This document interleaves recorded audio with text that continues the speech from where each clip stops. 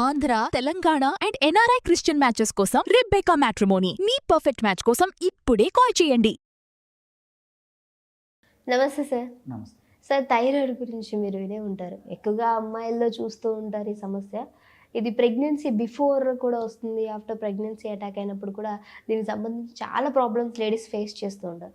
కానీ కేవలం ఇది మానసిక ఒత్తిడి వల్ల వస్తుంది ఎక్కువ శాతం, 90% అని చెప్పేసి అన్నాను. నిజంగానేనా సార్, లేదంటే ఇది హెరిడిటరీ వల్ల కూడా వచ్చే అవకాశం ఏమైనా ఉంటుందంటారా? మీరు అన్నట్లు చాలామందిని గమనించడం వల్ల, అదేవిధంగా మనకు ఉన్నటువంటి అధ్యయనాల ప్రకారం కూడా మానసిక ఒత్తిడి ప్రధానమైన కారణంగా తెలుస్తుందండి. ఐడైజ్డ్ సాల్ట్ అందరూ వాడుతున్నారు. ఒకనొకప్పుడు అయితే ఐడైజ్డ్ సాల్ట్ వాడుకోవడం వల్ల ఈ థైరాయిడ్ సమస్యలు, ముఖ్యంగా హైపోథైరాయిడ్ ఇలాంటి సమస్యలు రావని చెప్పేవాళ్ళు. మరి ప్రతి ఇంట్లో అందరూ ఐడైజ్డ్ సాల్ట్ వాడుతున్నప్పటికీ థైరాయిడ్ సమస్యలు రాకుండా ఉండడం లేదు.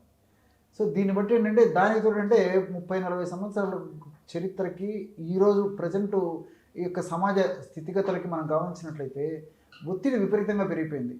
మానసికమైనటువంటి ఒత్తిడి విపరీతంగా పెరిగిపోవడం చేతనే థైరాయిడ్ సమస్యలు కూడా విపరీతంగా పెరిగిపోతున్నాయని చెప్పేసి మనకు అర్థమవుతుంది.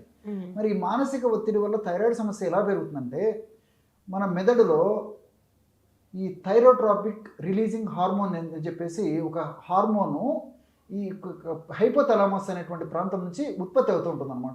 మానసిక ఒత్తిడి ఎక్కువగా ఉన్నటువంటి వాళ్ళలో ఈ థైరోట్రాపిక్ రిలీజింగ్ హార్మోన్ ఉత్పత్తి తగ్గిపోతుంది. ఎప్పుడైతే థైరోట్రాపిక్ హార్మోన్ రిలీజింగ్ హార్మోన్ ఉత్పత్తి తగ్గిపోతుందో అప్పుడు ఈ పిట్యూటరీ గ్లాండ్ నుంచి టీఎస్హెచ్, థైరాయిడ్ స్టిమ్యులేటింగ్ హార్మోన్ అనేది ఉత్పత్తి అవుతుంటుంది జనరల్గా. ఆ యొక్క థైరోట్రాపిక్ రిలీజింగ్ హార్మోన్ బాగా జరిగినప్పుడే ఆ హార్మోనే ఈ యొక్క పిట్యూటరీ గ్లాండ్ నుంచి ఈ యొక్క థైరాయిడ్ స్టిమ్యులేటింగ్ హార్మోన్ని బాగా ప్రొడక్ట్ చేస్తుంది. ఎప్పుడైతే ఆ ఉత్పత్తి తగ్గిపోతుందో న్యాచురల్గా టీఎస్హెచ్, ఈ యొక్క థైరాయిడ్ స్టిమ్యులేటింగ్ హార్మోన్ కూడా తగ్గిపోతుంది. దానివల్ల థైరాయిడ్ హార్మోన్స్ ఉత్పత్తి తగ్గిపోతుంది. దానివల్ల ఈ థైరాయిడ్ సమస్యలు వస్తున్నాయి. హైపోథైరాయిడిజం గురించి ప్రధానంగా చెప్తున్నాను అనమాట.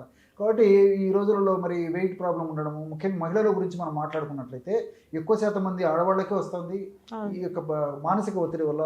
వెయిట్ ఉండడము, గర్భాశయానికి సంబంధించిన సమస్యలు రావడము, పీసీఓడి సమస్య రావడము, అదేవిధంగా కొంతమందికి ఈ యొక్క ప్రభావం చేత హార్మోన్ల అస్తవ్యస్తత వచ్చేసేసి ఈ యొక్క హెయిర్స్ రావడము, హిర్సుడిజం అని చెప్పి చెప్తుంటారు అనమాట. ఈ మగవాళ్ళలాగా ఈ మీసాల భాగంలో, గడ్డల భాగంలో వెయిట్ రావడము, స్తబ్దుగా ఉండడము, చలికి తట్టుకోలేకపోవడము, అదేవిధంగా ఎప్పుడు మత్తుగా డల్గా ఉండడము, మోషన్ సరిగా కాకపోవడం, మలబద్ధక సమస్య ఉండడము, బ్లీడింగ్ సరిగ్గా కాకపోవడము, 3 monthsకి 4 monthsకి బ్లీడింగ్ అవుతుండడము, చర్మం గరుకుగా ఉండడము, ఇలా వివిధ రకాలైన లక్షణాలు ఈ హైపోథైరాయిడ్ సమస్య ఉన్నప్పుడు వ్యక్తమవుతుంటాయి అన్నమాట. కాబట్టి వీటికి సంబంధించి మరి ఎటువంటి పరిస్థితుల్లో చక్కటి ఔషధాన్ని వాడుకొని ఆ యొక్క సమస్య నుంచి బయటపడడం చాలా చాలా అవసరం అండి. సో దీని నుంచి ఒకవేళ బయటపడాలి అంటే నిజంగానే మనకి ఆయుర్వేదిక్లో ఒక మంచి మెడిసిన్ ఏమైనా ఉందనుకోవచ్చా సార్? చెప్తానండి. వైద్యులు సూచించిన మేరకు ఔషధాలు వాడుకోవాలి. వాడుకుంటూ ఇది వాడుకోవడం వల్ల చాలా త్వరగా సమర్థవంతమైన ఫలితాలు వెంటనే కలిగేదానికి అవకాశం ఏర్పడుతుంది అనమాట. ఒక్కొక్కసారి మీరు బాగా గమనించండి, థైరాయిడ్ మెడిసిన్స్ వాడుతున్నప్పటికీ, ఈవెన్ థైరాయిడ్ నార్మల్గా ఉన్నప్పటికీ మనం పరీక్ష చేయించుకున్నప్పటికీ ఈ లక్షణాలు మాత్రం తగ్గవు. ఎక్కువ శాతం మందిలో మీరు గమనిస్తుంటారు, వెయిట్ తగ్గరు, హార్మోనల్ ఇంబ్యాలెన్సెస్ తగ్గవు, అదేవిధంగా ఈ చర్మం రఫ్నెస్ తగ్గదు, మోషన్ ప్రాబ్లమ్స్, మలబద్ధకం ఉన్నటువంటి ఈ సమస్య తగ్గదు. ఈ విధంగా థైరాయిడ్ నార్మల్గా ఉన్నప్పటికీ పరీక్ష చేసుకున్నప్పుడు ఇలాంటి తగ్గవు. కాబట్టి ఇట్లా కూడా ఇబ్బంది ఉంటుంది. కాబట్టి థైరాయిడ్ గ్రంథి నార్మల్గా పనిచేస్తుండాలి. తర్వాత ఈ యొక్క సమస్యలు కూడా, థైరాయిడ్ వల్ల వచ్చినటువంటి ఈ సమస్యలు కూడా తగ్గాలంటే ఆయుర్వేదంలో చక్కటి ఔషధాలు ఉన్నాయి. దీనికి ఏంటంటే అశ్వగంధ చూర్ణం చాలా బాగా పనిచేస్తుందండి. ఎందుకంటే మీరు ఫస్ట్ అడిగారు కాబట్టి మానసిక ఒత్తిడి వచ్చినట్టు ఇలాంటి థైరాయిడ్ సమస్యలకు చాలా చాలా అద్భుతంగా పనిచేస్తాయి. మానసిక ఒత్తిడి కాకుండా వచ్చినటువంటి ఇతర కారణాల్లో వచ్చినటువంటి ఈ థైరాయిడ్ సమస్య కూడా ఈ అశ్వగంధ పనిచేస్తుందండి. కాబట్టి అశ్వగంధ చూర్ణము ఒక 50 గ్రాములు తీసుకోవాలి. ఆ అశ్వగంధ చూర్ణం 50 గ్రాముల్లో త్రికటి చూర్ణం ఒక 25 గ్రాములు కలపాలి.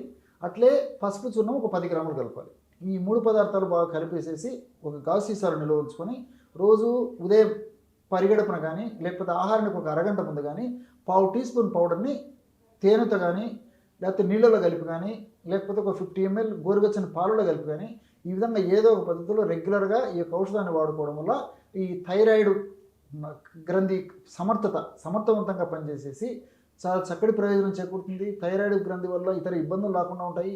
అంతేకాకుండా ఈ ఆయుర్వేద వైద్య విధానం యొక్క మరొక ప్రత్యేకత ఏంటంటే, ఎటువంటి థైరాయిడ్ కానివ్వండి, థైరాయిడ్ ఎక్కువగా పనితనంగా మరిగా ఎక్కువగా పనిచేసినా కొన్ని సమస్యలు వస్తాయండి. దాన్నే హైపర్ థైరాయిడిజం అంటారు. ఓకే. థైరాయిడ్ గ్రంథి ఎక్కువ పనిచేస్తే హైపర్ థైరాయిడిజం, థైరాయిడ్ గ్రంథి పనిచేయవలసిన దానికంటే తక్కువ పనిచేస్తే హైపోథైరాయిడిజం.